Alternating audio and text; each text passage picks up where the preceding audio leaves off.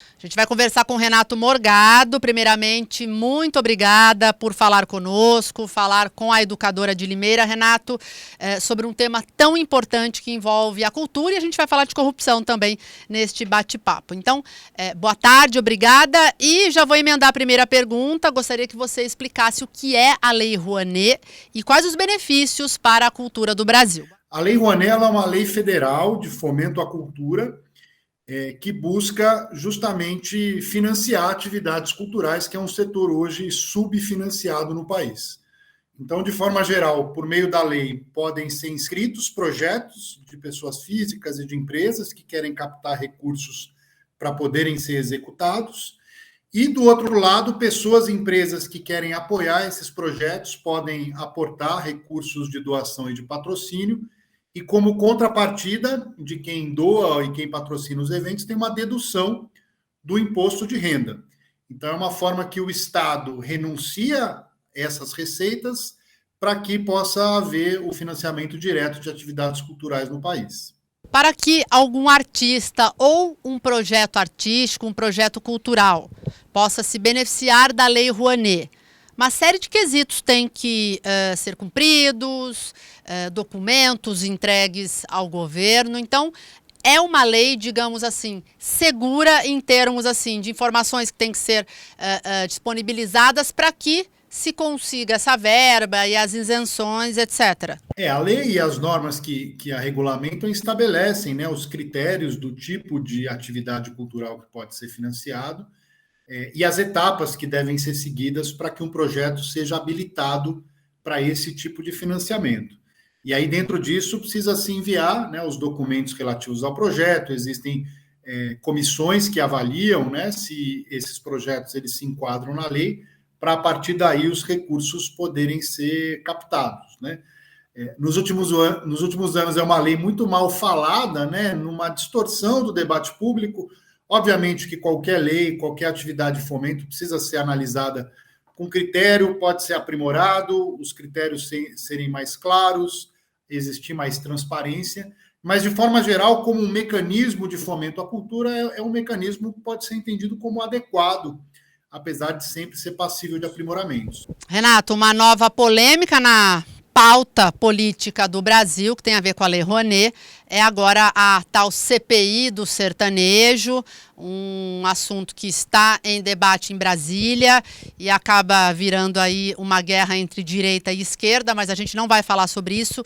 Eu queria que você explicasse como é que funciona e se a lei prevê, se isso é autorizado, a contratação de prefeituras por artistas muito grandes do país, como Gustavo Lima e artistas também de outras áreas, não só do meio sertanejo, porque a polêmica em torno do que está acontecendo agora envolve essas chamadas compras diretas, né, contratos diretos feitos por prefeituras de cidades muito pequenas, que algumas não têm nem saneamento básico e estariam aí disponibilizando quantias acima de R$500 mil, 600, 700, 800 mil reais para bancar shows culturais, em tese, na rúbrica, né, para levar cultura à população, mas chama atenção a forma como esse mecanismo tem acontecido aqui no nosso país. Queria que você explicasse sobre isso. Isso, acho que um primeiro ponto é separar, porque são mecanismos e formas diferentes de financiar as atividades, né? Então, a Lei Rouanet é uma lei federal que funciona da forma que eu expliquei de forma bem resumida, né? Então, são projetos que são apresentados na esfera federal e, se aprovados, podem captar recursos e aqueles que apoiam têm a dedução de parte do imposto de renda. Outra coisa é a contratação direta por meio das prefeituras, que é o que tem gerado a polêmica nas últimas semanas, né? Claro que aí a Lei Rouanet entrou no meio do debate, né? Mas as prefeituras elas podem contratar shows, né? Como fazem, inclusive shows de maior valor, né? De cantores famosos. E apesar de existir uma controvérsia na lei, existe espaço na lei para que essas contratações elas ocorram com a chamada dispensa de licitação. O que é isso? É quando o poder público ele deixa de fazer uma chamada pública, comparar propostas, comparar valores, para contratar aquele que seja mais econômico e tecnicamente mais adequado para esse tipo de contratação.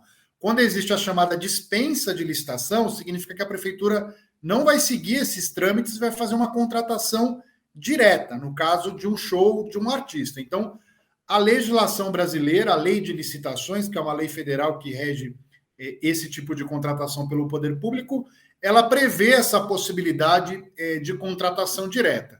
Então, o primeiro ponto é que pode existir a contratação legal de grandes shows por prefeituras. Isso, a princípio, não é ilegal, né?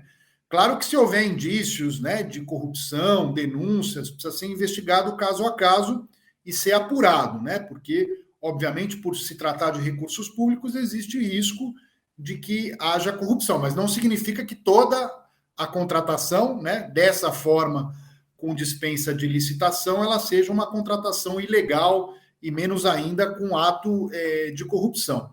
Só que a gente não deve analisar, né, e você muito bem pontuou, né, às vezes municípios pequenos, sem serviços básicos, fazendo contratações milionárias, porque a gente não deve analisar essas contratações somente do ponto de vista da legalidade, né, se cumpriu os trâmites legais.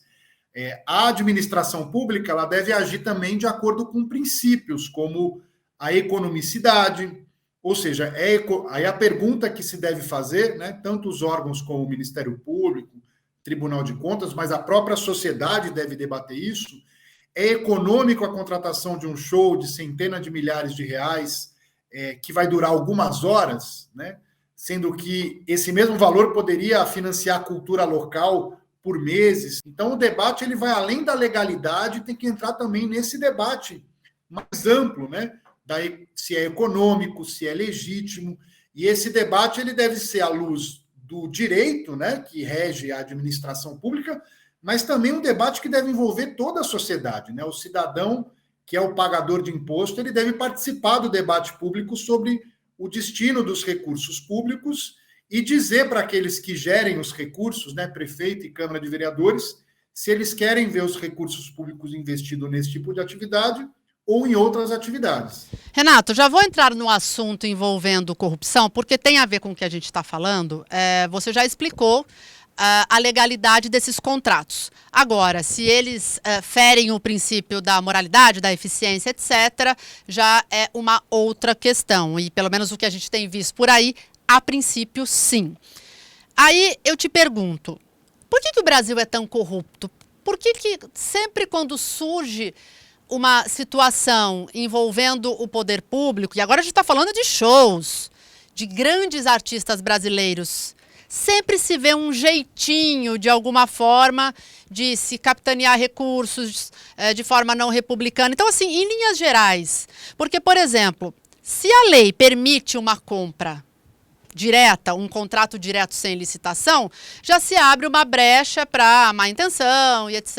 e outras situações. Então, eu queria que você falasse sobre isso. O Brasil é um país fácil, né? Aqui é fácil de roubar, de saquear o dinheiro público, porque a gente fala tanto de transparência, mas a hora que a gente vai afundando aí para descobrir certas coisas, aí eu falo do trabalho da imprensa, a gente vai puxando esse novelo e a gente descobre situações totalmente absurdas, como essa que eu citei agora, uma cidade de 8 mil habitantes do Nordeste, que não tem nem água potável, contrata um show milionário. E se a imprensa não tivesse denunciado isso, talvez passasse batido, né? Exato. Como nos mostra os sucessivos escândalos de corrupção, sejam escândalos nacionais ou escândalos locais, né, nos nossos municípios, em todas as regiões do Brasil, infelizmente a gente tem uma corrupção sistêmica no país, né? Então, uma corrupção que acontece com frequência, de forma disseminada e que alcança os altos escalões, né, da política, do poder político e do poder econômico, né? Existe um super debate sobre o que gera a corrupção, né? Mas a gente pode talvez dividir em dois grandes eixos, né? Existe uma questão mais do campo cultural, né? Então a gente precisa criar uma cultura de cuidado com a coisa pública, de cuidado com o recurso público, entender que aquilo que é público deve ser bem cuidado e não apropriado por alguns, né? Então tem uma dimensão aí que é de educação cidadã, né, que muitas vezes ainda é necessário fomentar, né, seja nos espaços formais ou informais de educação. Essa é uma questão importante, mas a gente não pode limitar a compreensão da corrupção nisso. Uma outra questão, que é super e tão relevante quanto a primeira, é que nós precisamos ainda aprimorar as nossas leis e as nossas instituições, né? Então, aumentar, por exemplo, a transparência desse tipo de contrato público, garantir que os órgãos que têm a responsabilidade de monitorar o uso de recurso público, como o Ministério Público, os tribunais de contas, tenham autonomia e os recursos para operarem, que as câmaras de vereadores, né, e o legislativo em geral, que tem esse papel também de fiscalizar o poder público, a execução do recurso público, cumpram as suas funções. Então, a gente pode dividir numa dimensão mais cultural, né, que envolve a percepção que nós, cidadãos, temos daquilo que é público, e também a questão mais institucional, que é como as instituições, as leis e as práticas funcionam ou deveriam funcionar melhor. Em que medida a corrupção acaba alimentando e fomentando a desigualdade social, Renato? Tem uma forma mais direta, que eu acho que é a percepção mais do senso comum e que é super importante, né? Quando a gente pensa a corrupção, os nossos ouvintes aqui, né? Se fecharem os olhos e pensarem na palavra corrupção, provavelmente vão pensar naquela coisa da mala do dinheiro, né? Sendo desviada. Então, um impacto mais direto, né, e mais percebido da corrupção alimentando a desigualdade social é que a corrupção ela desvia recursos públicos que seriam investidos em serviços como saúde, educação, distribuição de renda, assistência social em geral. Então, essa é uma forma sobre como a corrupção ela alimenta a desigualdade. Mas a corrupção, ao se apropriar, né, privadamente daquilo que é público, ela causa uma série de distorções nas políticas públicas, né? Então, eventualmente, a construção de obras ou mesmo de instalações públicas desnecessárias, a indicação de pessoas que vão estar em cargos-chave para atender interesses privados e não implementar boas políticas públicas. Então, tudo isso que a corrupção gera acaba também gerando desigualdades, né? Seja no déficit de saúde e educação, como eu disse, mas também em outras políticas como o saneamento básico, mesmo em políticas culturais, como a gente comentou, e acaba fazendo do Brasil, sendo dos elementos que faz do Brasil um dos países mais desiguais do mundo. Renata, a gente vê esses artistas famosos que estão aí no crivo, né, das investigações. A alegação é a seguinte: meu cachê é esse e eu cobro tanto e agora da onde vem o dinheiro? Eu não tenho nada a ver com isso. E não é bem assim que funciona, né? Eu acho que, pelo menos na minha opinião, quanto maior for o artista, maior uma contribuição ele consegue dar, porque assim, é dever também de quem está prestando o serviço saber a procedência do dinheiro, porque senão fica muito fácil, né? Não, eu só fiz o meu trabalho, peguei meu dinheiro e recebi por isso. Mas da onde vem esse dinheiro, né? Como que é emitida essa nota fiscal? Porque a gente sabe que não é só no meio cultural, mas em todas as searas aí a corrupção existe. Então, tem esse dever também do prestador do serviço ajudar aí na idoneidade do processo? Sem dúvida. Assim como quando nós pensamos, né, numa empresa privada fornecendo outros tipos de serviço e de bens para o poder público, ela também é corresponsável em garantir a integridade, a transparência do uso desses recursos, né? Então não dá para se colocar nessa posição confortável de lavar as mãos, né? Até por serem figuras públicas, tem responsabilidade pública também em garantir que o tipo de negócio que fazem com o poder público sejam negócios íntegros, transparentes, né, e que atendam de forma geral ao interesse público. Fala agora um pouco sobre o trabalho do Transparência Internacional, que você faz parte, e na contribuição, né, que vocês dão aí para que os mecanismos de transparência cheguem até a população, a todas as classes sociais. A Transparência Internacional ela é uma organização da sociedade civil, ela está presente em mais de 100 países, então é uma organização presente, né, em todos os continentes, em mais de uma centena de países, e que tem como missão justamente promover um mundo livre de corrupção, né? Compreendendo justamente o que a gente está debatendo aqui, né? A corrupção, ela é um fenômeno complexo e que acaba gerando uma série de desigualdades, de violação de direitos das pessoas, né? Nas mais diferentes áreas da administração pública e do setor privado. Para isso, a gente busca pesquisar o problema, então gerar pesquisas e diagnósticos para melhor compreender como a corrupção se manifesta e, a partir disso, promover soluções, né? Soluções seja no sentido de mobilizar a sociedade para a luta anticorrupção, seja promovendo boas práticas de transparência, de integridade, que reduzam, né, o problema da corrupção no país. No caso nosso, o capítulo, como nós chamamos, o Escritório Nacional da Transparência Internacional no Brasil.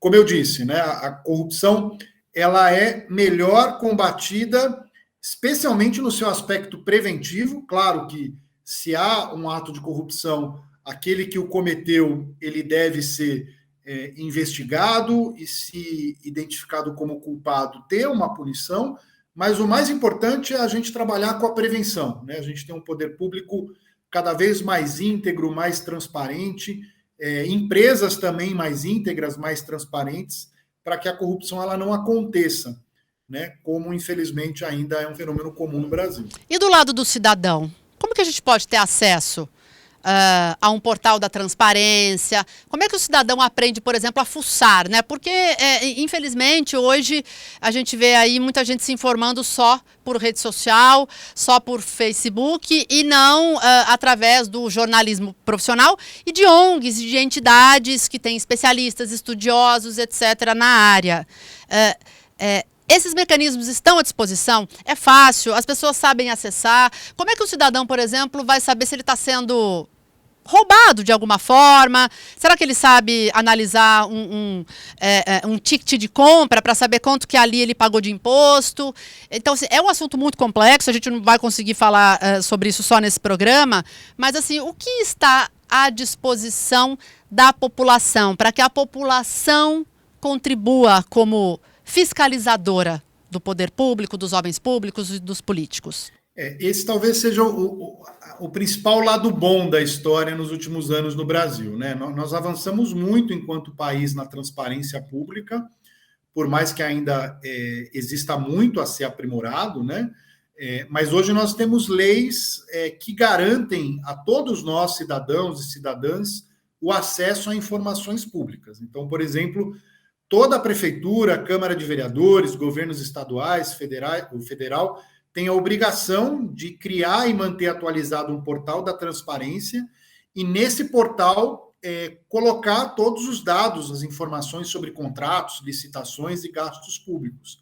Então, o cidadão ele tem a condição de pesquisar esses sites, né, para buscar essas informações e exercer o que a gente chama de controle social, que é quando a própria sociedade, o cidadão, fiscaliza a gestão pública e o uso de recursos públicos. Mas ainda existe muito que avançar, né?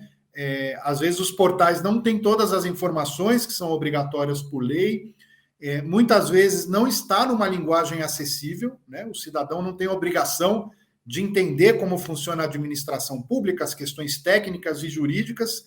Cabe ao poder público disponibilizar essas informações numa linguagem mais simplificada. Isso nem sempre acontece. Por exemplo, o ideal é o cidadão de Limeira ou de qualquer município entrar no portal de transparência do seu município, digitar, por exemplo, merenda escolar e já apareceu o contrato da merenda, qual é o custo médio por refeição, o cardápio. Não sei o caso de Limeira, estou usando como exemplo, mas ainda não é uma linguagem acessível, via de regra, as informações públicas que estão disponíveis para o cidadão. Então, por um lado, temos muito a comemorar, porque nós temos muito mais informação disponível do que tínhamos anos atrás. Por outro, ainda é necessário avançar na qualidade, né, na simplicidade dessa informação, mas o cidadão já pode, né, e tem o instrumental para exercer o seu direito, dever, né, de fiscalizar o gasto público. Bom, para a gente encerrar, já que nós estamos falando de transparência, a gente está no ano eleitoral e muito se questiona sobre a urna eletrônica. Então, eu vou aproveitar e perguntar para você, Renato, você e seu grupo, vocês confiam no sistema eleitoral brasileiro? É um sistema idôneo? É possível fraudar uma urna eletrônica ou não? Sim, nós temos confiança no sistema eleitoral brasileiro. Não existe qualquer indício, muito menos prova de fraude no processo eleitoral, desde que a urna eletrônica ela foi instituída no Brasil. Então, não há o que se questionar baseado em evidências. Obviamente, cabe à sociedade e o próprio poder político fiscalizar as eleições, buscar aumentar cada vez mais a transparência do processo eleitoral, mas não há o que se questionar o sistema eleitoral atual. Inclusive, muitos dos que questionam foram eleitos sucessivamente por meio desse sistema. Então, é muito mais uma estratégia de tirar a credibilidade do sistema eleitoral e, a partir disso, buscar tumultuar as eleições brasileiras, que são reconhecidas no mundo como um processo de alta credibilidade e eficiência, do que, de fato, a partir de uma base concreta, trazer evidências, sequer provas de que existe qualquer dúvida sobre esse processo eleitoral. E esse ponto é muito importante, porque a democracia, uma dimensão muito relevante da democracia se dá no processo eleitoral, e o processo eleitoral ele tem como uma das suas bases a credibilidade. Então, sempre que grupos políticos buscam aventuras autoritárias, a primeira estratégia é tirar a credibilidade do processo eleitoral. E é isso que está se buscando fazer e é frente a isso que a sociedade brasileira precisa reagir. Renato, onde que as pessoas te acham no Instagram? A Transparência Internacional também está nas plataformas digitais, então também vai muito do cidadão, né? Dá uma fuçada, busca, liga, vai atrás, tentar se informar pelos meios idôneos, né? Pelo jornalismo profissional. Então, como que as pessoas tentam te achar, por exemplo, para seguir você e também a Transparência Internacional Brasil? Claro, fica o convite, né? A Transparência Internacional Brasil está em todas as redes sociais, no Twitter, no Instagram, no Facebook, no LinkedIn. Também quem quiser me acompanhar, fica também o convite para isso, é Renato Morgado. E buscar, né, informações de credibilidade. A imprensa, né, o jornalismo tem um papel fundamental, né, inclusive para trazer à tona, investigar e manter a visibilidade, né, de casos de investigação de corrupção. Não é à toa também que, infelizmente, o jornalismo vem sendo atacado, porque ele é um dos eixos, né, que produz informação de credibilidade e fiscaliza o poder. Então, cabe a nós, né, também apoiarmos o jornalismo profissional, que cumpre um papel muito importante na democracia brasileira. Obrigada, Renato. Bom trabalho para você. E boa sorte aí para você e todo o seu grupo, porque força, precisamos, né, para seguir a caminhada aí. Obrigada, viu? Obrigado, Nani. Um abraço a você e a todos os ouvintes.